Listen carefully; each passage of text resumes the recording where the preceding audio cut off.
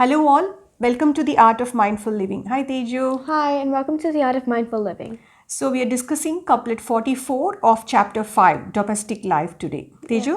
Yeah. Here it goes. பழியஞ்சி பாத்தூன் உடைத்தாயின் வாழ்க்கை வழியஞ்சல் ennaandrum ill. He who fears vice while acquiring wealth and eats so to share protects his progeny's line.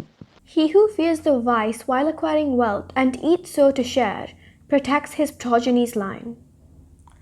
Yeah, Teju.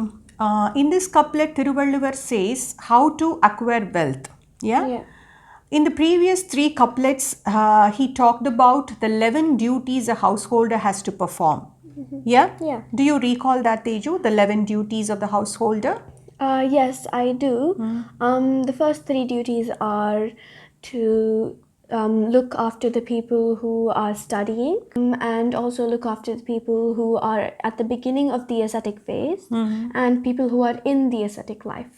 Yeah. The next 3 are to do the last rites and rituals for people who do not have anybody to do them. Yeah. And look after the people who have been abandoned by their children or people who don't have children. Yeah.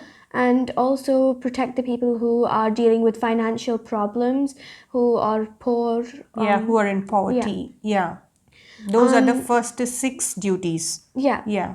And the next 5 duties are for celestial beings, the mains, the guests, and his relatives and himself. Yeah, Teju. Finally himself, because he has to protect himself, he has to care for himself and lead a very balanced and happy life so that he could care for others in the society, right?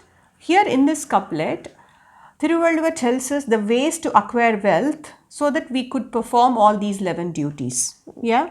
He says we need to keep 2 things in mind while acquiring wealth. Yeah. He says we need to acquire wealth through honest and truthful ways. Yeah. Yeah. When do you think people would start disapproving of your deeds and start speaking ill of you? When you acquire wealth in a crooked and unethical way. Yeah. When we go against law. Yeah. When we acquire wealth immorally, illegally, or when we abduct others' property, or when someone steals others' property. Yeah. Yeah. So people start disapproving of your deeds. Thirukural says, keep those things in mind. Fear the vice while acquiring wealth so that you would not become a sinner by deceitful and dishonest ways of acquiring wealth. Yeah. The family lineage of a householder who acquires wealth only through honest and truthful ways will always flourish. Yeah. Yeah. But Amma, what happens when somebody steals money or earns it in deceitful or dishonest ways but spends it on charity or something else good for the community? Yeah, Thirukural has an answer for that as well, Teju. He says, even when you spend the dishonest wealth on charity and alms, you would still be considered a sinner. Yeah? But the fruits and merits of those virtuous deeds would go to the person who the money actually belongs to. Yeah? Even though you spend the money, stolen money on charity and alms, you would still be considered a sinner. Yeah?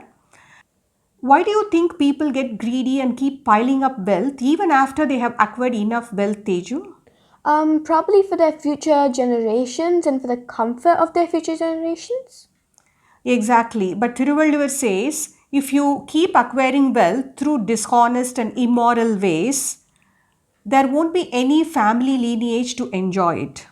Okay. Yeah. He says, you are acquiring wealth, piling it up even after you have acquired enough wealth. Yeah. Only to safeguard your future generations, right? You don't want them struggling for wealth. But the irony is, for those people, there won't be any family lineage, is what Thirukural says. Yeah.